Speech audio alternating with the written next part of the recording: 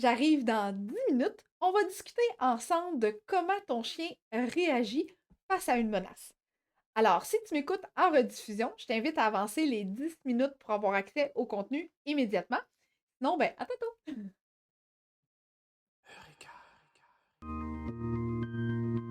On entraîne l'humain à éduquer son animal.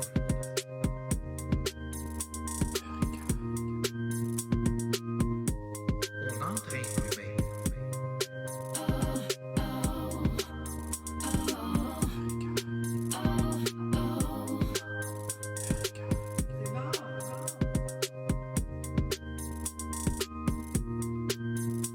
On entraîne l'humain à éduquer son animal.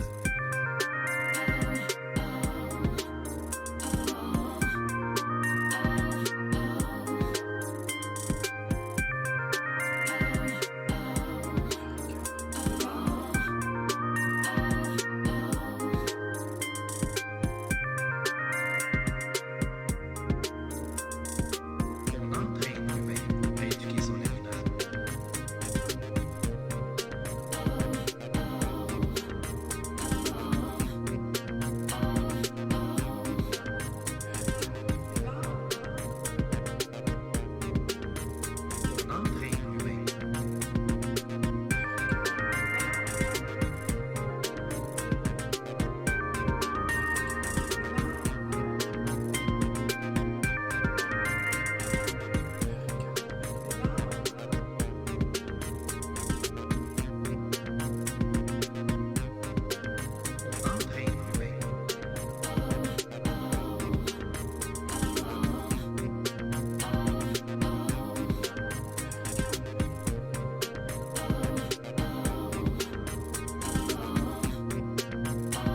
entraîne l'humain à éduquer son animal.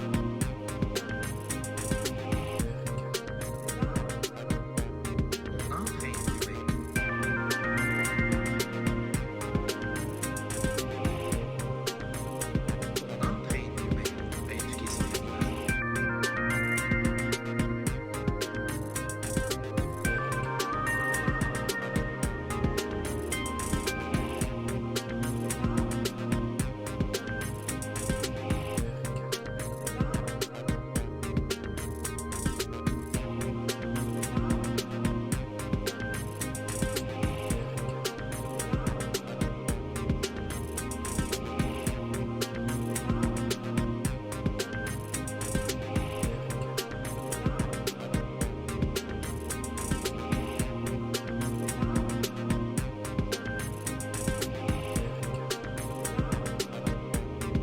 entraîne l'humain.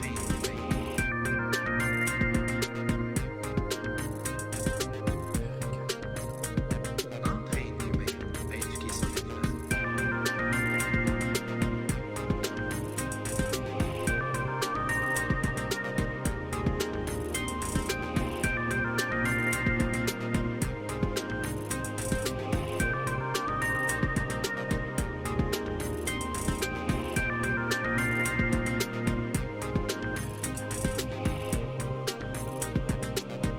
Coucou!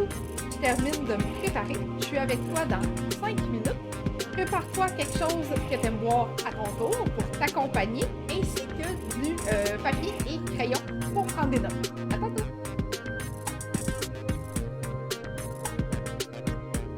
On entraîne l'humain.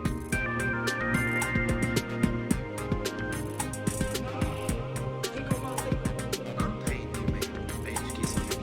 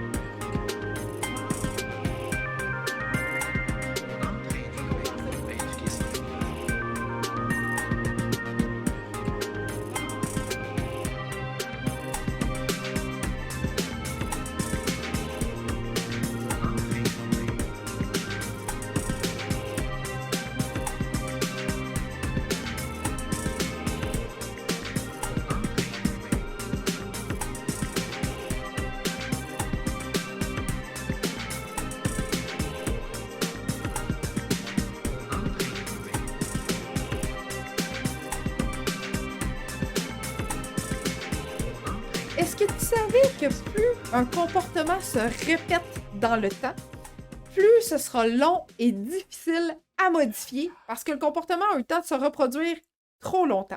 Alors toi, là, vas-y rapidement, réserve un appel découverte avec moi pour qu'on discute ensemble de comment je peux t'aider à travers nos téléconsultations. Un 20 minutes super bien investi, on va jaser ensemble de tes objectifs et de tes besoins pour que je puisse t'aider à modifier ce ou ces comportements indésirables. Donc, rendez-vous sur mon site internet au www.eureka.ca, EUXREKA.ca, /découverte, pas d'accent.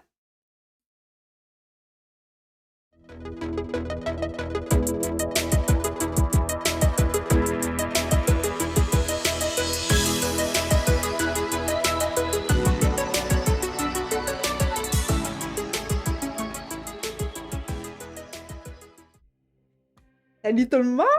Bienvenue à mon émission d'aujourd'hui. On va discuter ensemble d'un sujet pas mal pertinent. J'ai déjà eu des commentaires. J'ai quelqu'un qui m'écoute en marchant. Salut Steve! Allô Shaggy! Bonsoir Sylvie! Écoute, c'est pas mal la même chose avec mon chien de ce temps-là. Je te dirais, comme le beau temps arrive, bien qu'il adore l'hiver, ici on a encore de la neige, mais écoute, depuis que le beau temps est arrivé, depuis que le soleil plombe et que la bonne humeur est parmi nous, j'ai un chien qui veut plus rentrer en dedans et il passerait sa vie à l'extérieur, c'est incroyable. Donc, bref, toute la journée, il a fait sa sieste du matin au soleil sur le balcon. Même chose cet après-midi. Donc, j'ai un chien d'extérieur pour l'instant. Fait que je vous comprends pas mal. Je vous comprends pas mal. Allô Annie, allô Cindy, allô Jocelyne. Contente que vous soyez déjà là avec moi. Fait que là, d'habitude, je vous dis, faites-moi des likes, faites-moi des cœurs pour me dire que vous m'entendez bien. Ben, faites-moi le pareil, même si je sais que tu m'entends quand même bien, avec tous les beaux allos que j'ai. Allô, Annick! J'ai plein de beaux allos, fait que c'est vraiment génial. Mais bref, c'est ça. Faites-moi des likes, des cœurs pour me dire que le son est bon. Oui, good, super, excellent. J'ai plein de nouvelles personnes aujourd'hui. Je suis vraiment contente de ça parce que j'ai tout un cadeau à donner aux nouvelles personnes. Bien que j'ai quand même toujours un cadeau que j'offre à mon auditoire préféré, que j'adore, j'ai quand même un cadeau gratuit pour les nouvelles personnes. Fait que c'est important que tu restes jusqu'à la fin. Je sais que mon contenu va quand même être assez intéressant pour te captiver. En tout cas, je le souhaite. Et c'est ça. À la toute fin, ben, je te donne mon cadeau gratuit si t'es là. Donc, oui, Chantal qui me dit, moi aussi, elle veut toujours être dehors. Caroline, hein? C'est incroyable. C'est fou. Alors, avant d'entrer dans le vif du sujet, je souhaite te soulever je dirais peut-être plus citations, remarques au fil du temps, au fil des consultations que j'ai et que j'ai pris en note aujourd'hui parce que je trouvais ça important de t'en faire part juste pour soulever un petit peu le questionnement vers où on s'en va aujourd'hui avec les mécanismes de défense, avec comment ton chien réagit face à la menace. Alors, savais-tu qu'un chien qui est maintenu en laisse ou dans un endroit fermé, si je peux dire, et qu'il n'a pas la possibilité de fuir face à ce qu'il perçoit comme une menace, donc s'il a peur de quelque chose ou de quelqu'un, eh bien, ça peut éventuellement se transposer vers un chien qui va foncer parce qu'il n'y aura plus la possibilité de fuir. On va regarder ensemble tantôt ça ressemble à quoi et à quoi on peut s'attendre de ces comportements-là, mais sache que si ton chien a, durant sa promenade en laisse, vécu un moment stressant, apeurant, puis qui est devenu craintif, peut-être pas immédiatement après, là, mais ces prochaines réponses comportementales vont probablement être de foncer. OK? Puis là, ben, ce que je trouvais important de te dire par rapport à ça, c'est que la peur va faire réagir un chien et c'est pas parce qu'il est rendu à foncer qu'on doit le considérer comme un chien agressif. OK? Bien que souvent, c'est les mots qu'on va transposer qui vont sortir de notre bouche. C'est pas parce qu'il fonce qu'il est agressif, c'est parce qu'il a eu peur, il peut pas fuir, donc on en vient à foncer, malheureusement. Mais on va tout décortiquer ça ensemble tantôt. Je trouvais quand même ça important de te soulever certaines choses à cet effet-là. Good. Donc, j'ai... bonjour, Patricia! Oui, j'ai quelqu'un qui dit fonce, fuis. J'aime ça, j'aime ça, j'aime ça, j'aime ça. Oui, effectivement, on va parler de tout ça et même encore plus à ce niveau-là. Donc, je me présente pour les nouvelles personnes qui sont à l'écoute aujourd'hui. Je m'appelle Annick, je suis intervenante en comportement canin et copropriétaire de Eureka depuis 2015. Ma mission chez Eureka, c'est d'entraîner l'humain à éduquer son chien. Alors, ce que je souhaite et ce que je veux, c'est que tu deviennes rapidement autonome et que tu saches quoi faire face à un comportement de ton chien, comment tu peux le modifier et quand tu dois intervenir pour que ce soit bénéfique pour vous deux. Alors, à travers ça, j'ai accueilli 2 chiens, 2 Border Collie, dont un qui a partagé ma vie pendant plusieurs dizaines, non pas plusieurs dizaines d'années, je dirais une quinzaine d'années, plus, avec lequel j'ai appris mon métier, c'est grâce à lui que je fais ce métier-là. Et le beau Oreo est arrivé dans notre vie pour nous mettre d'autres défis en place et pour qu'on s'améliore encore plus, qu'on ait des meilleures techniques d'éducation et d'apprentissage. Donc, à travers ça, à travers toute l'éducation qu'on a eue, à travers les expériences qu'on a vécues, à travers tous les succès qu'on a réussi à avoir dans la modification de comportement avec notre chien, eh bien, on a tout rassemblé ça dans différents programmes pour t'aider rapidement à atteindre tes objectifs avec ton chien. Donc, pourquoi que je te dirais que ça va te prendre 10 ans avant de modifier certains comportements de ton chien, alors que tu peux bénéficier de mon savoir, de mes apprentissages et oublier les essais-erreurs parce qu'on les a faits, fait qu'on te les refait pas faire. Fait que ça, c'est magique. Donc, à travers ces programmes-là, évidemment, tu vas être en mesure de modifier le ou les comportements indésirables de ton chien. Voilà, parce qu'on est profondément convaincu que oui, tu peux avoir une belle relation avec ton chien, comme nous, on a avec Oreo et comme on a eu avec notre beau Scott auparavant. Oui, donc, super, excellent. Alors, à ton tour, s'il te plaît, j'aimerais ça savoir de où tu m'écoutes, quelle race de chien partage ta vie, quel âge il a, si ça te tente de me partager ça. Mais je suis toujours curieuse de savoir de quelle ville et quelle race de chien partage ta vie. Quel croisement aussi de race. Je suis vraiment, vraiment très intéressée à le savoir. Alors, je te laisse la chance de te présenter à ton tour. On est beaucoup de monde aujourd'hui. J'ai Cindy qui dit « Charlot, mon BA fait ça aussi. » Ouais, effectivement. Donc, voilà. Alors, vas-y, je te laisse te présenter. Ça va me faire plaisir de lire ça à l'écran à l'instant. Good. Ben, d'ici, est-ce que tu... Oui, ça commence à rentrer. Excellent, super. Donc, on va aller lire ça, ces petits commentaires-là, de où est-ce que vous m'écoutez. Alors, j'ai Nicole qui est de Longueuil avec un petit cocapo de 3 mois. Good. Shaggy avec un Terre-Neuve de 8 ans, presque 9 de Drummondville. Wow. Mart, j'imagine que c'est Martin. De Farnham, berger australien d'1 an et demi. Good! Héloïse avec un berger australien et un dalmatien. Wow! Excellent! Allô, Sonia! Avec la belle Vixie. Excellent! Josiane de Trois-Rivières avec son berger allemand de 4 ans. Allô, Maryse! Avec son beau doodle de Sainte-Anne-des-Plaines. Oh, il va avoir 5 mois en fin de semaine. Oh, ben, bonne fête d'en avance! Terrebonne avec un berger australien. Mélanie de Drummondville, excellent. Avec un beau Border Collie de 2 ans, good. Un autre Border Collie de 2 ans, puis un Husky croisé, berger australien de 1 an. Ouais, excellent, good. Il y a plein de monde partout à travers le Québec. Je suis vraiment contente. Je suis vraiment contente. Rivière-du-Loup, Port-Neuf, beaucoup de bergers australiens, des cockapous, des coqueurs. Saguenay, wow! Gatineau, excellent! Vous êtes super, super. Oh, Rimouski, avec un fox de 3 ans, yeah! Bonjour, Violette, je suis donc bien contente. Excellent, super. Et Jess, avec un berger allemand de bien trop 3 ans, de Blainville, good! Alors, plein de belles personnes aujourd'hui, de nouvelles personnes. Fait que, comme je te disais tantôt, reste avec moi jusqu'à la fin. Tu vas avoir droit à ton beau cadeau. Lucie avec son doudou de 4 mois. Excellent, super! Good, good, good, good. Merci de me partager ça. Je reviens à l'écran à l'instant. Là, Oui, mais voilà. Il y avait juste un côté de face qui était là. Donc, super, merci de m'avoir partagé ça en commentaire. Maintenant, si tu as des questions, OK, tout au long de l'émission, normalement, on passe généralement au moins 1 heure ensemble, peut-être même plus. Si j'ai des questions, si j'ai plein de questions, ça me fait toujours plaisir d'y répondre. Puis, le fait d'y répondre en direct, ben, ça permet aux gens de bénéficier de la réponse parce que peut-être qu'eux aussi vivent certains comportements qu'ils souhaiteraient mieux comprendre. Donc, si tu as une question, je t'invite fortement à me les poser au fur et à mesure de l'émission. Salut Sophie! Salut Sophie qui est seule. Ton copain n'est pas là aujourd'hui, Sophie? Ou il est silencieux, peut-être.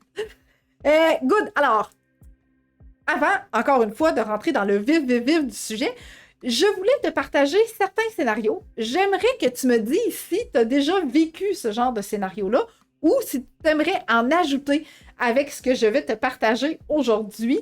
Parce que là, j'en ai ressorti ceux-là qui m'étaient le plus fréquemment exposés, donc que je vois en consultation, qu'on me pose en question.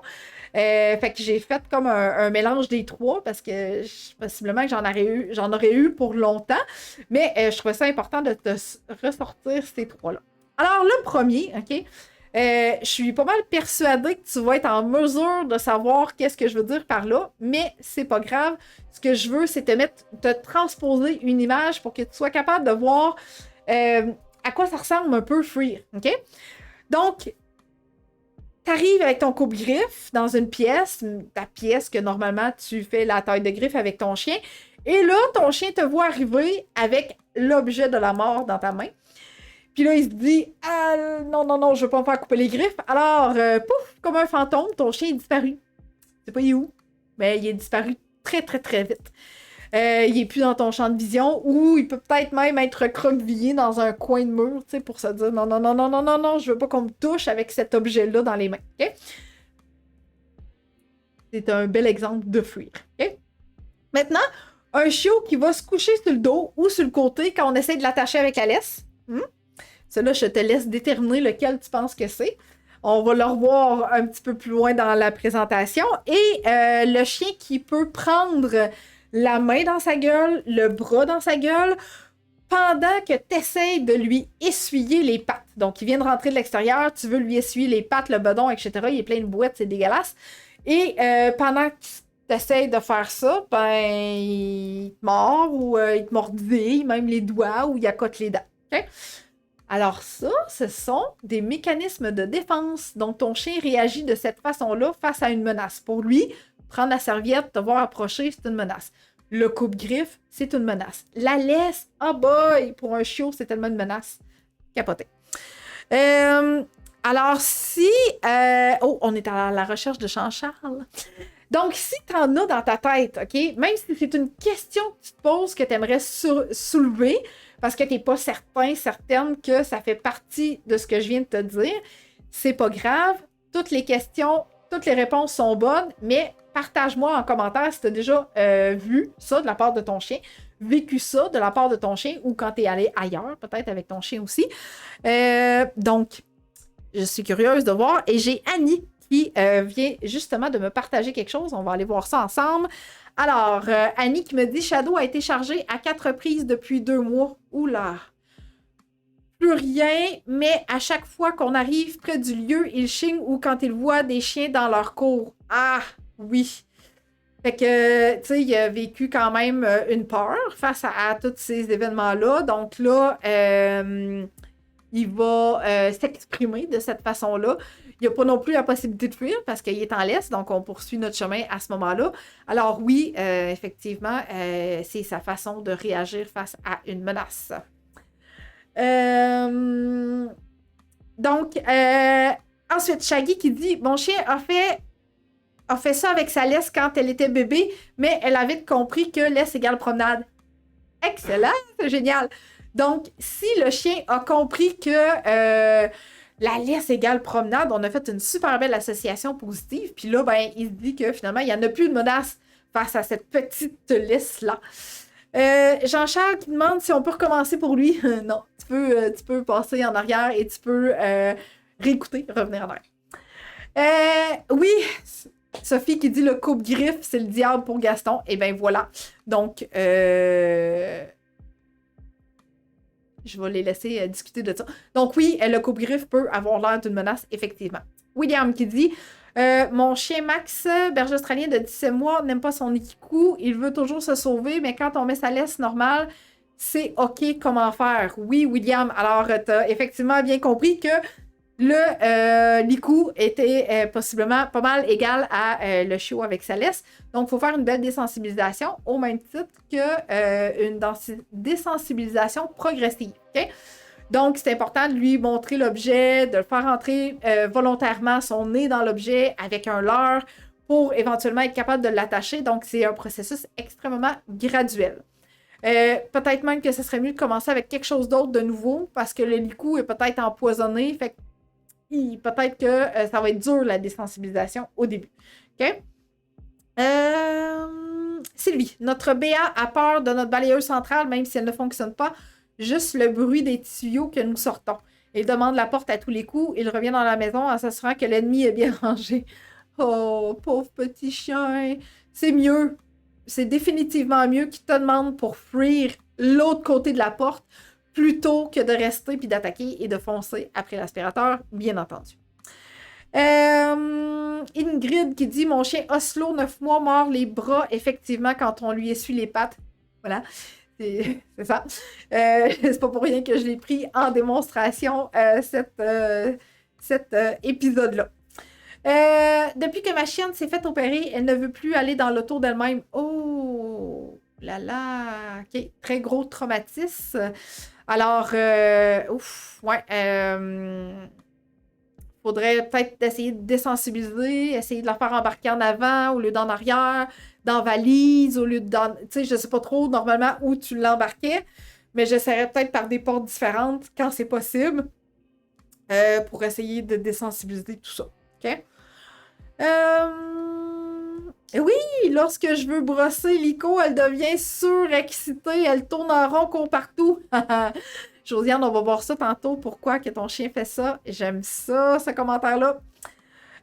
Chantal, réactivité en laisse lorsqu'on croise un autre chien. Eh bien voilà, ton chien a peut-être peur. Là, je sais pas, j'ai pas analysé la situation complète parce qu'il y a différents types de réactivité et non pas juste par peur. Mais quand c'est une réactivité par peur, eh bien effectivement, le chien n'ayant pas la possibilité de fuir, va foncer, comme je disais tantôt. OK? Good! Excellent! Alors, on repart avec... Oh, j'ai un autre. Je dois la prendre dans mes bras et lui mettre des gâteries à l'intérieur. Ouais. Dans un idéal, ça serait qu'elle y aille par elle-même. Fait que c'est pour ça que je disais d'essayer de trouver, de la faire rentrer par en avant au lieu d'en arrière, ou dans la valise au lieu d'en arrière. Bref, j'essaierai de voir s'il y a la possibilité. Avec beaucoup de travail, mon chien de 16 mois n'a plus peur de la balayeuse. Grosse peur, c'est donc possible. Bravo, Sonia! Oui, tout est possible, effectivement. Effectivement. Excellent. Donc, on retourne dans mon sujet principal. Fait que je trouvais ça important de te soulever ça un peu pour que tu aies l'esprit ouvert de voir que c'est pas parce que certaines situations arrivent qu'on doit mettre une étiquette automatiquement à notre chien en pensant qu'il peut avoir des comportements dits humains. OK? On va les voir tantôt, ces comportements-là. Good, excellent. Fait que si t'en as d'autres, tu continues de me les écrire. Ça va me faire plaisir de les lire aussi tantôt à ce sujet-là. Alors. Allons-y avec la définition. En fait, c'est plus les mécanismes de défense en tant que tels, à quoi ils ressemblent, quelles sont les définitions de ces mécanismes de défense-là. Donc, comment ton chien va réagir face à une menace. OK?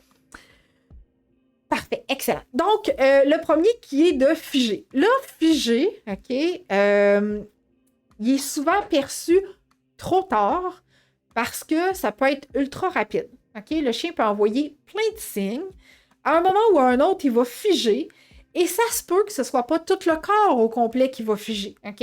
Par contre, il peut devenir raide sur la pointe des pattes, vraiment. OK? La queue peut continuer à passer d'un côté à l'autre ou, la plupart du temps, juste d'un côté. Et non pas de les deux côtés comme ça, mais juste d'un côté. Et là, quand le chien fige, il y a tellement pas beaucoup de temps avant que ça explose. OK? Et quand je dis que ça explose, c'est que le comportement va être explosif. Et la plupart du temps, le chien est souvent attaché quand il fige. Il peut l'être aussi quand même en liberté, mais on va peut-être voir ce comportement-là beaucoup plus souvent dans un terrain clôturé. Donc, encore une fois, pas de possibilité de fuir. Le chien fige et tout d'un coup, il fonce. Puis là, ben, il peut s'en résulter toutes sortes d'autres comportements. Il peut avoir des claquements dedans, il peut pincer, il peut snapper, il peut prendre en gueule, il peut sauter, plein de choses. Mais figer est ultra rapide et c'est souvent le moment pour te dire que l'explosion s'en vient. Vraiment, dans pas longtemps. OK? Fait que je trouvais ça ultra important de te dire figer, oui, ce comportement-là est là. Puis, qu'est-ce qui va s'en suivre après? Parce que c'est pas long. C'est vraiment, vraiment, vraiment pas long. OK? Je te donne juste un exemple. Mon chien peut percevoir une menace à un certain moment. Et si je ne suis pas à une distance où il est présentement capable de faire face à cette peur-là de façon adéquate, ben, il y a différentes choses. Ça se peut qu'il fuit ou ça se peut qu'il fonce, comme on a dit tantôt. Fait que mais il y a souvent le comportement de figer avant. Donc, qu'est-ce qui va se passer? Il a entendu quelque chose, puis là, paf, l'explosion arrive. Alors, c'est important de bien déterminer ta zone de travail avec ton chien adéquate. OK? Je vais t'en reparler de ça tantôt, à ce niveau-là. Alors, voilà pour figer. Maintenant, on parle de freer. Je te l'ai dit tantôt, hein, freer, coupe-griffe, fuite. En fait, ce qu'il veut, ton chien, tout simplement, c'est se sortir de cet environnement-là. Il veut se sortir de cette situation-là parce qu'il est vraiment pas bien. Alors, faut qu'il puisse quitter. Un peu comme le chien avec l'aspirateur tantôt. Dès qu'on sort les tuyaux, il fait comme « Oh non, l'aspirateur s'en vient. S'il vous plaît, sortez-moi à l'extérieur. Je ne veux pas confronter cet appareil. » Donc, heureusement, le chien a la possibilité de fuir. Fait que c'est pour ça, tantôt, je disais, hey, on préfère tellement que le chien demande pour sortir à l'extérieur que de rester à l'intérieur et de foncer sur l'objet. OK? J'ai eu d'autres questions. Excellent. Je vais en faire un autre, puis après ça, je vais retourner au questionnement. Voilà, donc pour fuir à ce niveau-là. Maintenant, on a feinté. Feinter, je le trouvais intéressant parce que le chien peut avoir différentes options de feinter. Ceux-là qu'on va voir le plus souvent, encore une fois, c'est le chien qui va se coucher par terre pour pas se faire mettre la laisse. Ou il y en a un autre que je trouvais quand même ça important de te le dire parce que peut-être tu l'as déjà vécu, peut-être que tu l'as déjà vu. Alors, le chien peut se mettre à crier, à hurler à un point tel où il ne peut pas fuir. Et souvent, on va voir ça chez des chiens qui sont comme reclus dans un coin. Il va se mettre à crier, hurler, peu importe, pour que la menace s'en aille. Donc, si c'est toi avec ton coupe-griffe qui avance, si c'est un chien qui avance vers lui, si c'est un enfant qui avance vers lui, c'est pas tous les chiens qui vont réagir de la même façon, comme c'est pas tous les humains qui réagissent de la même façon non plus. Donc, chaque chien est une espèce à part, individuelle, avec des émotions différentes. Même s'ils sont frères, sœurs, de la même lignée, de la même portée, etc., il ne réagira pas comme son frère, sa sœur, etc., ni comme ses parents. Okay? Un peu comme toi, finalement. Donc, ça se peut que s'il se sent pris face à une menace, ben, il va gémir, hurler, avant même que tu y touches. Je veux dire, il n'y a même pas eu de contact, puis le chien va se mettre à crier, hurler, etc. Okay? Alors, je trouvais ça important de te parler de ce mécanisme de défense-là qui n'est pas tellement connu non plus, mais ça se peut. C'est pas tous les chiens qui vont l'utiliser, mais ça se peut. Fait qu'il faut juste que tu gardes ça en mémoire. Maintenant, je t'ai parlé tantôt de la distance à laquelle tu peux travailler avec ton chien. Eh bien, je veux te parler de ma chaîne YouTube parce que j'ai fait une capsule sur la zone de confort du chien. Alors, pendant que je me réhydrate, parce que ça fait longtemps que je parle quand même, je t'invite à écouter ceci, puis après ça, je reviens avec les questionnements. OK? On y va avec ceci. Es-tu à la recherche de trucs pour bien gérer ou modifier certains comportements de ton chien?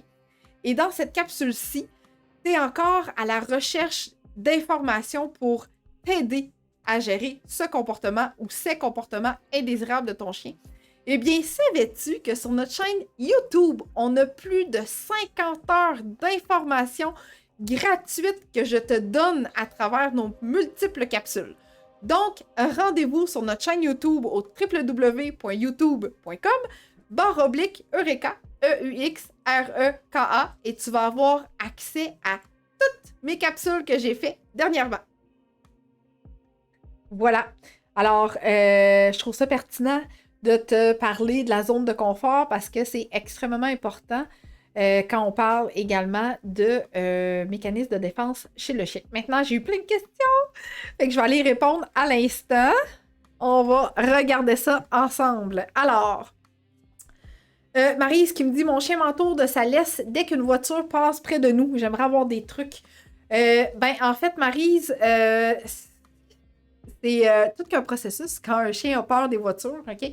Ça prend un processus de désensibilisation définitivement. Alors, ma première recommandation pour toi, ce serait de trouver la distance à laquelle ton chien ne réagit pas et de faire des associations positives. Bien sûr, Marie, ça me ferait plaisir de t'accompagner là-dedans pour te donner un protocole vraiment complet. Mais bref, je commencerai déjà par trouver la zone de confort du chien pour réussir à travailler à partir de là. Parce que si ton chien est toujours dans l'émotion, tu ne seras pas capable de travailler avec lui. Elle, lui. Voilà. Excellent.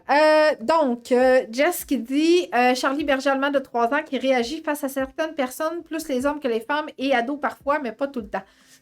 OK, encore une fois, peut-être que c'est par peur, peut-être que il manque beaucoup d'informations pour évaluer le tout, mais encore une fois, zone de confort, on travaille à partir de là. OK? Patricia qui dit comment gérer les sauts d'anxiété pour les personnes inconnues chez nous. Patricia, j'ai fait une excellente émission sur 3 trucs pour bien accueillir ta visite. Alors, je te recommande fortement d'aller la visionner sur ma chaîne YouTube. Tu vas retrouver pas mal de réponses à tes questions. En tout cas, je le souhaite. Si ce n'est pas le cas, tu reviens vers moi puis on regarde si tu as besoin d'accompagnement en privé à ce moment-là. Mais sinon, je te recommande fortement d'aller écouter mon émission sur les 3 trucs pour bien accueillir la visite. Excellent. Violette qui dit gamin, mon fox s'est fait mordre par un gros chien. Il était attaché dans ma cour. Oh. Nous sommes dans un endroit passant, plage du Rocher Blanc. Il est réactif au gros chien quand on marche en laisse, se lance et hurle. Ouais, eh bien, Violette, ça ressemble beaucoup au fait que ton chien ne peut pas fuir parce qu'il est en laisse, comme il ne pouvait pas fuir sur ton terrain, malheureusement. Donc, maintenant, il est réactif par peur. C'est ce qu'on appelle par peur. Et de cette façon-là, là, il va foncer chez les gros chiens parce qu'il a comme généralisé que les gros chiens pouvaient potentiellement peut-être l'attaquer. Alors, encore une fois, ça va prendre la zone de confort du chien, le processus de désensibilisation. OK? Et c'est ce qu'on offre chez Eureka, d'ailleurs, en privé. Shaggy, ma Terre-Neuve fige et fonce vers les petits Suisses. Oh! En fait, Shaggy, ça m'étonnerait que ta Terre-Neuve ait ces comportements-là comme mécanisme de défense. Et je trouve ça tellement pertinent ce que tu viens de me partager là parce que je peux exploiter ça pour dire qu'il y a une nuance entre des mécanismes de défense, OK, comment le chien va réagir quand il a peur de quelque chose, versus de la prédation. OK? Donc, la prédation peut ressembler effectivement pas mal à ça. Donc, il va fixer, figer, foncer, capturer, mise en mort, ingérer, etc. Mais bref, ça ressemble pas mal à une séquence de prédation que ton chien a, à moins que tu me dises que tu as perçu qu'il a vraiment peur du petit Suisse, mais ils sont rares les chiens que j'ai vus qui avaient peur des petits Suisses. OK? Ah! Jean-Charles! Je suis donc bien heureuse d'entendre ça. Et c'est complètement à part, mais Gaston détruisait beaucoup ses lits. OK? Puis c'était des lits en tissu, je pense que Jean-Charles pourra me confirmer. Mais bref, il a vu le lit de Oreo. Là, tu vois un petit peu une partie du lit derrière moi. Donc, c'est un lit surélevé. Parce que là, je me suis dit, tu sais, ça serait peut-être bon d'envisager d'avoir un lit surélevé, pas de tissu, pas de couverte, etc. Puis, il se l'est procuré et j'étais curieuse de savoir comment ça allait et le lit est encore en vie. Fait que, génial. Excellent. Oh, j'ai pas d'autres questions? J'ai pas d'autres questions. Excellent, super. Si toi, tu as des questions aussi, je t'invite fortement à me les écrire en commentaire, ça va me faire plaisir. Donc, quand on parle d'un processus de désensibilisation parce que notre chien a peur de quelque chose, on y va avec la zone de confort du chien. Écoute mon émission à cet effet-là sur ma chaîne YouTube. Puis là, il faut établir un bon processus de désensibilisation. Ah, ben oui, c'est ça. Jean-Charles qui nous fait un bel exemple de prédation avec son beau Gaston qui est un teckel, qui est encore tourmenté par l'écureuil qui est allé sur leur terrain il y a 3 ans. La mémoire d'un chien, là, c'est assez phénoménal. Donc, est-ce qu'il se cache encore là, le petit écureuil? On ne sait pas trop. Mais bref, c'est fou. Stéphanie, oui, Stéphanie, retourne plus haut dans les commentaires pour te procurer le lit surélevé. Jean-Charles, il a mis le lien déjà vers notre onglet. Dans le fond, tu vas sur notre site internet et c'est dans l'onglet ressources que tu pourras acheter le lit. On va te remettre le lien aussi, nous, en commentaire. Mais bref, si tu veux te le procurer, on l'a mis là. Puis je vais te reparler aussi tantôt de ça. OK? Good! Excellent. Alors, je retourne à mes points que je souhaite continuer à te partager. Si tu as des questions, tu continues à m'écrire ça en commentaire. Ça va me faire plaisir de reprendre une pause et d'y retourner assurément. OK? Alors, fêter, je pense que ça allait. J'ai pas eu trop de questions par rapport à ça. Donc voilà, je trouvais ça important de te souligner que feinter peut être un mécanisme de défense et une réponse face à une menace. Voilà, maintenant, faire le fou. Il y a toujours quelqu'un, quelque part, qui est capable de sortir une joke dans un salon funéraire, dans un endroit triste, un film triste. Il va toujours avoir un peu d'humour, un moment donné, pour te faire oublier le petit côté dramatique, puis pour te rendre un petit peu joyeuse, puis te dire que finalement, c'est pas si triste que ça. Alors, on a tous et toutes des réponses comportementales face à une menace différente. C'est la même chose chez le chien. Fait que oui, ton chien peut des fois faire le fou, OK? Puis là, je dirais que celui-là, c'est comme pas mal le plus difficile à interpréter. OK? Parce que la plupart du temps, on a tendance à aller mettre une étiquette à notre chien. OK? Puis ce que je veux dire par là, c'est que souvent, on va dire « Ah, ben, t'as vu, il est têtu. Ah, ben, t'as vu, il est arrogant. Ah, ben, t'as vu, il veut se venger. » Tu sais, mais non, c'est une réponse. C'est une réponse comportementale que le chien a parce qu'il n'est pas bien, OK? Fait que non, il n'y a pas cette capacité de réflexion-là, OK? Donc, ton chien, là, il n'est pas têtu. S'il fait ce comportement-là, c'est parce que c'est une réponse émotionnelle qui va se produire à l'intérieur et qui va faire le fou. Alors, faire le fou, OK? Ça peut être, durant ta promenade, il va prendre la laisse, il va manger la laisse, il va tirer la laisse. Et là, j'ai Maryse tantôt qui me disait, il va m'enrouler avec la laisse. C'est ça, Maryse, que tu me disais tantôt? J'y retourne, Maryse. Oui, et son chien l'entoure, la laisse, dès qu'il y a un auto qui passe. Fait que mordre la laisse, tirer la laisse, t'enrouler dans la laisse. Il peut faire aussi une initiation au jeu. Il sait comme plus comment trop se comporter. Fait que, ben, écoute, ça a déjà marché, ça. Fait que je vais initier le jeu, voir si ça va fonctionner. Il peut aussi se secouer la tête de façon excessive sans avoir de douleur au niveau des oreilles. OK? Pas de titre, pas de blessure à l'intérieur des oreilles. Ben, il peut se secouer la tête parce qu'il veut faire le fou, n'importe quoi. Puis c'est ça. Ce que j'aime moins, ben, c'est que souvent on a tendance à percevoir ça comme un chien têtu, arrogant, qui veut se venger, etc. OK? Donc, voilà. Je pense que Maryse m'a répondu. Oui.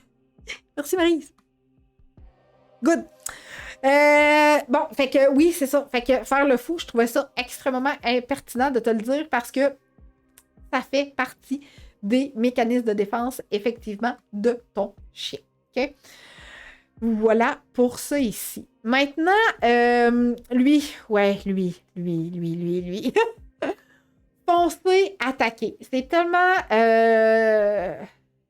ça, OK? Tu sais, tantôt, je te disais, bon, ton chien ne peut pas fuir, souvent, il va foncer. C'est pas tous les chiens qui vont avoir le premier réflexe de fuir.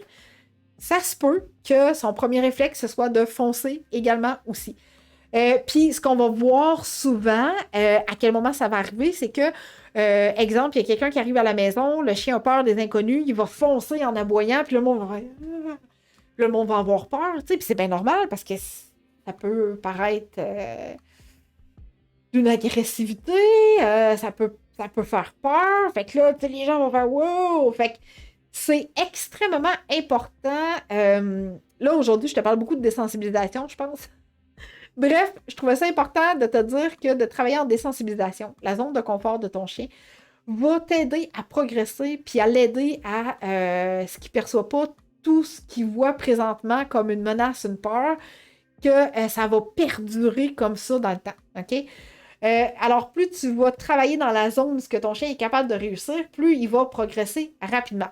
Plus tu vas outrepasser ça, plus il va se mettre en réaction, plus il va réagir, puis moins tu vas progresser, ou même tu vas rester au même niveau tout le temps. Il n'y aura pas de possibilité.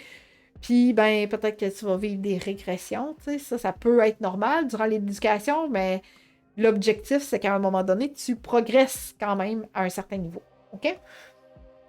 Fait que le chien va confronter la personne, le chien va confronter l'animal, et là, attention, je ne parle pas de prédation, OK? Donc, souvent, quand il n'y a pas la possibilité de fuir, mais pas dans tous ces contextes-là, mais la plupart du temps, quand il ne peut pas fuir, son premier réflexe, ça va être définitivement de foncer. OK? Good. J'ai eu d'autres questions. Alors, on y va pour les autres questions à l'instant. Puis après ça, ben non, avant d'aller dans la période de questions, on m'a demandé tantôt où est-ce qu'on se procure ce lit surélevé-là. Eh bien, voici à quel endroit tu peux te procurer plein de choses. Est-ce que tu manques d'idées pour occuper ton chien dans son quotidien? Des jouets, des jeux interactifs, des activités masticatoires. Est-ce que tu es en manque d'inspiration pour commander les bons outils pour une marche en laisse agréable? Est-ce que tu souhaites avoir nos recommandations? Donc, qu'est-ce qu'on recommande, nous autres, comme intervenants à nos clients? Super simple, tu t'en vas directement sur notre site internet au www.eureka.ca, EUXREKA.ca, /ressources au pluriel. Dans cet onglet-là, tu vas trouver une panoplie d'inspiration pour occuper ton chien, pour t'outiller adéquatement. Bref, c'est très complet sur ce site-là et tu peux même commander en cliquant sur l'objet qui t'intéresse. Alors, directement sur notre site internet dans l'onglet ressources. Voilà, aussi simple que ça. Et je retourne à répondre aux questions à l'instant. Donc, je remonte tranquillement, pas vite. OK, excellent. On fait quoi finalement avec les écureuils, Julie? Ça dépend ce qui te dérange dans les écureuils. Donc, est-ce que ton chien a déjà réussi à en attraper? Est-ce que c'est parce que ton chien aboie à la vue des écureuils? Parce que, tu sais, s'il fait juste les regarder, qu'il s'exprime pas tant. Fait que bref, dis-moi un peu ce qui te dérange dans l'aspect écureuil, OK? Bon, maintenant, Sonia, est-ce vraiment de la peur ou du jeu? Lors de la marche en laisse, quand on croise un chien, Simba pleure, jappe, tire pour aller voir l'autre chien. Ah oui, mais Sonia, Simba, il y a beaucoup d'amis, Simba, quand même. Fait que je suis plutôt portée à croire que ton beau Simba veut aller voir un futur ami chien. OK? Donc, il voit un chien, pour lui, c'est un ami potentiel, alors définitivement, il veut aller. Alors ça, c'est une réactivité par frustration qu'on appelle. OK? Parce que de mémoire, je pense pas qu'il avait vécu aucun épisode négatif, Simba, alors je pense fortement que c'est qu'il veut s'en faire un ami. Voilà.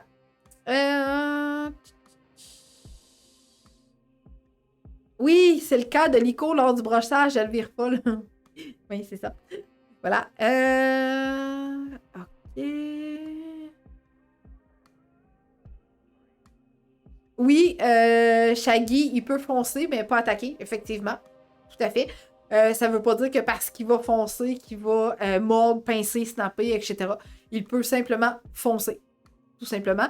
Ou des fois, on peut voir quelques comportements faire comme pas une accumulation, mais tu sais, il peut foncer, il peut japper, il peut sciller, etc. Mais tu sais, encore là, foncer, là, je vais en reparler tantôt, là, mais foncer, faut voir, est-ce qu'il va percevoir vraiment que c'est une menace, OK? Un peu comme l'écureuil. S'il fonce vers l'écureuil, je pense pas qu'il a peur de l'écureuil, OK? Je pense plutôt que c'est de la prédation à ce moment-là. Fait que s'il fonce vers la personne, puis que c'est un membre de ta famille ou un ami qui connaît super bien, puis qui est tellement content de les voir, je pense pas qu'il va foncer parce qu'il a peur, OK? Ou qu'il sent que c'est une menace. Oui, et t'as super travaillé fort avec ton chien qui s'est fait attaquer. Tu ramènes son attention vers toi. Excellent. Super. Manon qui dit, pendant la marche, si mon chien voit du monde au loin ou un chien, elle se met à japper de peur et quand on se rapproche, elle devient super excitée au point qu'elle n'est plus confortable. Quoi faire? Zone de confort, Manon? Première chose, avant tout. Et là, ça dépend. Plus tu te rapproches où? Du même côté de la rue, le même trottoir, de l'autre côté de la rue. Fait que, tu sais, tant et aussi longtemps qu'elle n'est pas confortable à croiser un autre chien, ben définitivement, tu travailles dans la zone de confort et au besoin, tu te trouves une possibilité de l'aider à fuir si elle n'est pas confortable. OK? Pour ensuite revenir puis retravailler à partir de la distance que ton chien est confortable. Ah, ok, Julie, je comprends maintenant. Ton chien tire à la vue d'un écureuil. Donc, effectivement, c'est vraiment pas le fun. Écoute, quand on veut travailler de la prédation, ok, parce qu'on a un chien, on est en laisse avec lui, il a vu un écureuil, puis on manque de se faire arracher un bras, c'est pas un petit processus. OK? Il y a beaucoup de choses à mettre en place parce qu'il faut que, premièrement, que tu deviennes la personne la plus payante au monde à la vue de ton chien. Fait qu'il y a quand même plusieurs stades d'exercice à faire en ce sens. OK? Fait que ça serait quand même pas mal dur de te donner tout ça verbalement comme ça. Je pense qu'on en aurait pour une couple d'heures ensemble pour bien décortiquer ça. Fait que vois à travailler premièrement la distance pour ramener l'attention vers toi. Puis, définitivement, peut-être que ce serait bien qu'on se parle en privé pour regarder ce qui serait le mieux comme accompagnement. OK? Parfait. Donc, ça... Oh, j'ai pas eu d'autres questions pour l'instant. Good! Excellent. Super. Alors, on retourne ici à l'instant. Voilà. Donc, si tu as d'autres questions, je t'invite fortement à me les écrire encore une fois en commentaire. Puis, ça va me faire plaisir de répondre tout à l'heure. Good. Alors, c'est ça. Fait que je trouvais ça extrêmement important de te parler de ces mécanismes de défense-là. Et grâce à tout ce que tu m'as partagé aussi en commentaire, ça l'a sûrement définitivement aidé d'autres personnes de voir que, de un, ils ne sont pas tout seuls. De deux, c'est peut-être pas juste de la peur, c'est peut-être de la frustration, c'est peut-être le fait que le chien fait de la prédation. Alors, c'était super pertinent. En fait, ça l'a englobé tous les exemples que j'avais déjà donnés. Par contre, OK, là, ce que je veux te dire, c'est que c'est hyper important de regarder au niveau corporel tout ce qui se passe chez ton chien. Parce que c'est pas parce qu'il va avoir une réaction X, un peu comme on a dit tantôt, foncer, figer, foncer, etc., que c'est nécessairement parce qu'il a peur. OK? Comme je te disais tantôt, il y a plein d'autres options. Fait que c'est hyper important de regarder quand même tout le corps de ton chien. Ensuite, de te dire que des sentiments, c'est contextuel. OK? Qu'est-ce qui se passe? Qu'est-ce qui a précédé ça? Qu'est-ce qui a fait en sorte... Un peu comme quand je t'ai dit tantôt, tu as le coupe-griffe dans tes mains et ton chien fuit. OK? Alors, il n'a pas juste fui. Il a vu ton coupe-griffe, tu t'es approché. Fait que c'est hyper important de regarder autour tout ce qui se passe pour être capable de bien décortiquer ça puis de trouver c'est quoi la circonstance qui fait que mon chien veut fuir. OK? Euh, Ensuite de ça, ben, comme je te disais tantôt, le chien est unique. Il n'est pas pareil comme son frère, il n'est pas pareil comme sa soeur, il n'est pas pareil comme sa mère, il n'est pas pareil comme son père. Oui, il y a une partie de la génétique définitivement qui est là, OK? Mais par contre, ça ne veut pas dire que parce que ton chien réagit face à un automobile de cette façon-là, que son frère, sa soeur, son père, sa mère vont réagir de la même façon. OK? Il y a tellement, tellement, tellement de facteurs à considérer face à ce comportement-là que il faut prendre en considération tout ce qui vient autour. OK? OK. Donc, j'ai manqué des commentaires. En tout cas, je laisse les gens gérer tout ça. J'ai un administrateur en or qui est Victor qui s'occupe de ça en arrière-plan. Fait que ça devrait pas rester trop longtemps. Good. Fait que c'est ça. Fait que ce que je tiens absolument à te dire, c'est que ne mets pas d'étiquette de pensée humaine à ton chien. Okay? C'est loin d'être le cas. Parfait. Ensuite, dis-toi que ton chien est unique. Il est vraiment pas comme ton chien qui est décédé, même si c'est la même race, même si c'est le même éleveur, même père, même mère, bref, etc. Ça sera jamais le même. OK? Puis, prends le temps d'observer ce qui se passe, prends le temps d'observer qu'est-ce qui a précédé le comportement, qu'est-ce qui a fait qu'il a produit ce comportement-là pour être en mesure de bien comprendre y a-tu vraiment peur, y a-tu frustré, c'est-tu de la prédation, etc. Bien sûr, je suis là pour t'aider à comprendre tout ça, mais je pense qu'il y a quand même une certaine partie d'analyse que tu es capable de faire de façon vraiment adéquate pour mieux comprendre le comportement de ton chien. OK? Alors, avant de passer aux autres questions que j'ai reçues, je souhaite te partager ceci pour que tu puisses faire bénéficier plein de gens autour de toi. Savais-tu que tu as des super pouvoirs? Tu as le pouvoir de cliquer j'aime et de partager cette capsule. Si tu es encore ici, ça veut dire que le contenu que je t'ai offert jusqu'à maintenant est pertinent pour toi. Donc, je t'invite à aimer et à partager cette capsule afin de nous faire connaître à travers l'algorithme des réseaux sociaux. Voilà. Alors, s'il vous plaît, sers-toi de tes super pouvoirs pour m'aider à faire connaître ma belle entreprise. Donc, maintenant, j'y retourne avec les questionnements juste ici. J'ai eu un commentaire ultra pertinent de Shaggy qui dit « Souvent, les gens ont tendance à faire asseoir leur chien réactif pour attendre que la menace passe et qu'elle disparaisse. » C'est effectivement quelque chose qu'on a pas mal arrêté, OK? À moins que les gens me disent « ça semble fonctionner », mais c'est très rare, OK? Oui, le mieux, c'est de continuer d'être en mouvement, limite accélérer le mouvement, tout à fait. Et je dirais même, encore une fois, d'aller dans le même sens que la menace, OK? Donc, plutôt que de l'avoir dans la face trop longtemps, c'est mieux de partir dans l'autre sens. Mais ce qui est bien important à te dire ici, c'est un peu comme si tu as peur des araignées. OK? Tu as peur des araignées, il y a une araignée sur le mur, puis je te dis bouge pas. Bouge pas. Elle va s'en aller toute seule. OK? La panique va prendre définitivement parce que là, toi, tout ce que tu vas faire, là, c'est que tu vas regarder et si l'araignée bouge, c'est fini. Là. Si tu as la possibilité, possiblement que tu vas fuir. Ou tu vas pogner ta chaussure et tu vas aller la tuer, l'araignée. Tu comprends? Fait qu'effectivement, Shaggy, c'est ultra pertinent ton commentaire parce que quand ton chien fait face à une menace puis qu'il a peur, c'est définitivement mieux de continuer ton chemin, de faire demi-tour, d'aller dans le même sens que de rester là et de demander à ton chien de s'asseoir et d'attendre. OK? Voilà. Parfait.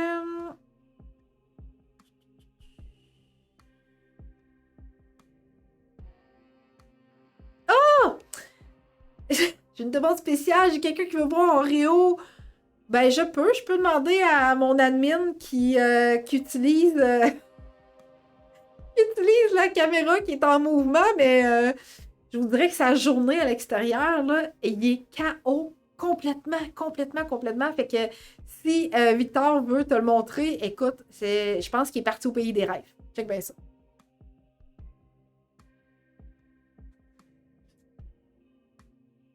Et voilà. La vie est belle pour ce petit chien. Il est vraiment drôle. Et tu sais, quand je te dis qu'il y a eu une grosse journée, là, c'est parce qu'il y a eu vraiment une grosse journée, pas du cœur. Oh, puis ça, c'est ma position préférée quand il fait ça, là.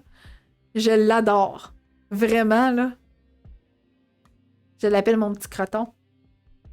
Fait que là, vous avez l'arrière-scène de Eureka. Vous êtes chanceux, vous êtes chanceuse.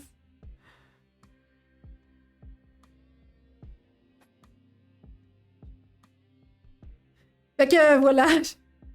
T'as vu notre beau petit Oreo? Il est encore parti au pays des rêves.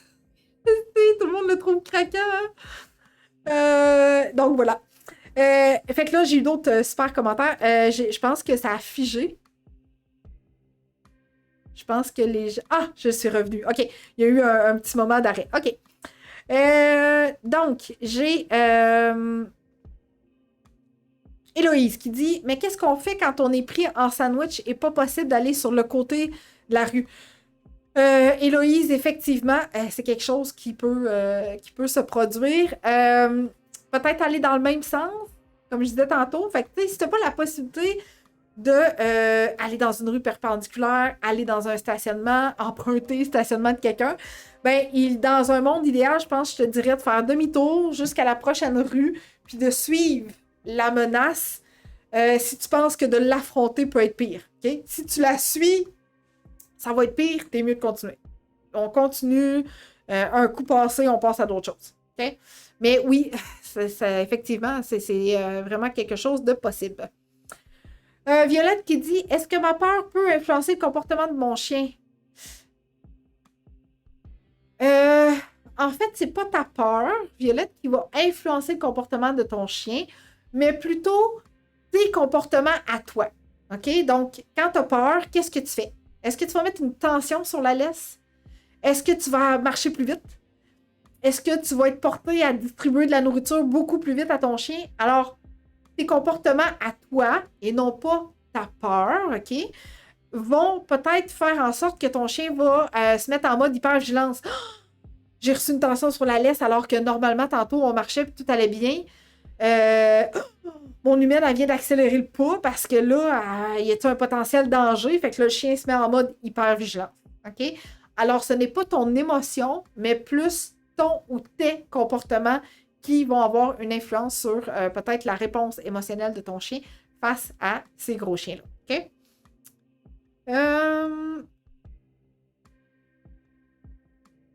Oh! Cathy qui dit « J'ai un grand danois qui attaque certaines personnes lorsqu'elle arrive à la porte. » Ouh! Cathy, est-ce que tu es dans mon groupe Facebook du chien anxieux, réactif, craintif?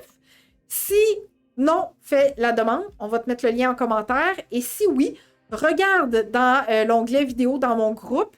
J'ai fait une capsule sur comment gérer l'arrivée de la visite. Okay?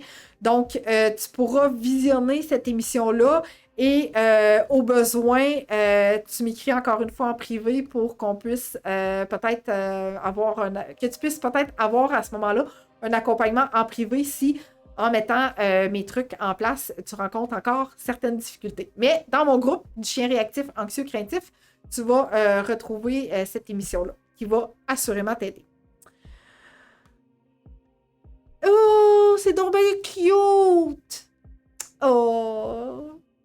Cléo, qui est dans la même position qu'Oreo, puis en plus, ils ont un nom qui finissent par O. C'est trop chou.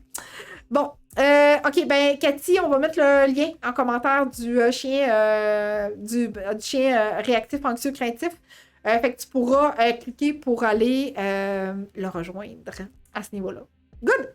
Je pense que j'ai pas d'autres questions pour l'instant. Excellent. J'espère que tu as partagé pour utiliser tes super pouvoirs. Good. Excellent. Donc, je retourne à ma caméra ici. Voilà. Fait que ce que je voulais te dire à partir de ça, c'est que définitivement, te mettre en mouvement peut être une excellente option plutôt que de rester toi-même figé alors que ton chien veut fuir. OK? Quand Oreo était plus jeune, il avait peur extrêmement du train. OK? J'ai un chemin de fer qui passe pas loin de chez moi. Puis souvent, ben, ça fait partie de mon trajet de marche avec lui. Et là, si ça arrivait que le train passait pendant notre promenade, tu sais, quand le train il crie, c'est quand même assez aigu. Donc, mon chien avait extrêmement peur. Fait que j'ai pas resté là jusqu'à temps que le train passe parce que je l'aurais pas aidé à surmonter cette peur-là. Fait que ce que je faisais, c'est que j'essayais d'y parler, de faire diversion. Si ton chien va réussir à t'écouter parce que la menace est suffisamment loin pour que tu puisses capter son attention, des fois, j'étais en mesure de lui faire quelques trucs qu'il connaissait bien. Pas assis, couché, etc., mais plus du travail intellectuel. Alors, je prenais une poignée de bouffe, puis je lançais dans la pelouse, puis là, je l'encourageais, puis je disais cherche, là, etc. Alors, le focus du chien, son attention était amenée ailleurs. C'était trop difficile à ce moment-là de rester concentré sur moi parce qu'il avait trop peur. Fait que cherche, occupe-toi, le train va passer, puis quand ça va être fait, nous, on va repartir. OK? Ça, c'est si c'est trop difficile pour toi de fuir parce que le comportement semble s'amplifier, etc. Ben oui, je peux t'apporter des trucs pour t'aider à faire face à certaines menaces. OK? Ah oui, le fromage, on l'aime tellement, le fromage. Ben oui, Jean-Charles, tu peux poser ta question, même si c'est pour Sophie. Vas-y, pose ta question pour ta belle Sophie. Good. Fait que voilà. Maintenant, si tu as aimé l'émission d'aujourd'hui, OK, et que tu souhaites en apprendre plus sur le langage du chien, comment il communique avec toi, c'est quoi les signaux qu'il peut envoyer, eh bien, sache que j'ai une excellente formation sur le sujet, vraiment complète, dans ma boutique, qui s'appelle la prévention des morsures. Donc, c'est une formation complète, que normalement, il y a, ben oui, tu as la possibilité de l'acheter, là, mais les gens qui prennent mon programme complet ont accès à cette formation-là complète. Donc, voilà, si tu souhaites en apprendre davantage pour aider encore plus ton chien, eh bien, j'ai une excellente formation disponible dans ma boutique sur la prévention des morsures où on va couvrir plein d'autres choses, OK? Images, vidéos, etc. Oh! Donc, j'ai eu une question. J'y retourne à l'instant. Voilà. OK. Alors, finalement, Sophie a posé elle-même sa question. Je parle beaucoup à Gaston en laisse lorsque je le sens anxieux à la vue de gens ou chiens qui arrivent en sens inverse. J'essaie de l'étourdir. T'es drôle, Sophie! T'essaies de l'étourdir. OK. Est-ce que tu as l'impression que ça marche? Parce que si ça marche, je te dirais de continuer à l'étourdir. OK? Par contre, quand tu fais de la distraction comme ça avec ton chien, oui, ça peut fonctionner, OK? Mais il faut juste garder en tête que ce ne sera peut-être pas la solution à long terme la plus efficace. OK? C'est-à-dire que si tu fais toujours de la distraction, est-ce qu'un jour, tu vas avoir une extinction de voix, tu vas vouloir aller marcher Gaston, puis là, je peux plus parler. Fait que là, tu comprends un peu où je veux en venir. Alors, c'est correct de faire un type de distraction comme ça, mais par contre, la distraction n'est pas un gage de succès à long terme. C'est mieux de montrer au chien qu'il n'y a pas de potentiel danger, de travailler dans sa zone de confort, puis d'aller à son rythme tranquillement, pas vite, pour lui enseigner autre chose. Donc, lui montrer qu'il n'y en a pas de danger face aux humains. Donc, la distraction, elle n'enseigne rien. Elle fait de la distraction. C'est tout. OK? Voilà. Excellent. Super. On t'a mis le lien de la boutique pour aller te procurer la formation complète sur le sujet. Excellent. Super. Donc, j'y retourne ici maintenant. Alors, voilà à cet événement. Maintenant, si tu as d'autres questions, ça va me faire plaisir d'y répondre, bien évidemment. Et maintenant, je souhaite t'offrir ton cadeau gratuit à ton tour. Alors, écoute bien ceci pour noter de quelle façon tu peux te procurer ton cadeau gratuit. Si tu désires obtenir mon guide des 8 étapes pour bien accueillir son chien ou son chiot à la maison, je t'invite à aller directement sur mon site internet au www.eureka.ca, EUXREKA.ca. Tu vas voir une fenêtre déroulée du haut de ton écran vers le bas. T'inscris les informations qu'on te demande pour obtenir ton guide des 8 étapes. Une fois que tu as cliqué sur envoyer, rendez-vous dans ta boîte de réception pour obtenir ton guide gratuitement. De quoi je parle dans ce guide? Eh bien, je te donne des trucs pour la propreté, les mordillements, la socialisation, un bel exemple de routine à avoir avec son chien et également, je te donne des idées de recettes à mettre dans ton cogne pour ton chien ou ton chiot. Alors, c'est un rendez-vous directement sur mon site internet. Ah oui, si jamais tu ne reçois pas le courriel dans ta boîte de réception, pense de vérifier tes courriels indésirables. Et voilà pour ton cadeau gratuit. Alors, c'est super simple. Tu vas directement sur le site internet. Si tu es allé tantôt pour voir l'onglet ressources, ben en fait, c'est la même adresse. C'est juste que faut que tu attendes que la fenêtre défile du haut vers le bas. Alors voilà, j'espère que tu as apprécié le contenu d'aujourd'hui. Je t'invite à m'écrire en commentaire comment tu as trouvé ça. Je suis toujours contente de lire tes commentaires à ce sujet-là. La semaine prochaine, même jour, même heure, encore une fois, on va discuter ensemble du sujet qui, je pense, faisait quand même une belle continuité avec celui d'aujourd'hui, en fait. Alors, je veux savoir si tu taquines ton chien. Alors, taquines-tu ton chien? Puis, on va apprendre ensemble c'est quoi taquiner un chien, parce que des fois, on a l'impression que c'est pas ça qu'on fait, alors que c'est ce qu'on fait. Et quels sont les impacts de taquiner son chien à long terme, à court terme et aussi à moyen terme selon ton chien. Okay? Donc, je te dis à la semaine prochaine. Je te remercie vraiment beaucoup d'avoir été là aujourd'hui en si grand nombre, encore une fois. Et si tu as des questions, je t'invite à me les écrire encore en commentaire et de me dire comment tu as trouvé ça. Merci, bye bye, à la semaine prochaine. Est-ce que tu savais que plus un comportement se répète dans le temps, plus ce sera long et difficile à modifier parce que le comportement a eu le temps de se reproduire trop longtemps. Alors toi, là, vas-y rapidement, réserve un appel découverte avec moi pour qu'on discute ensemble de comment je peux t'aider à travers nos téléconsultations.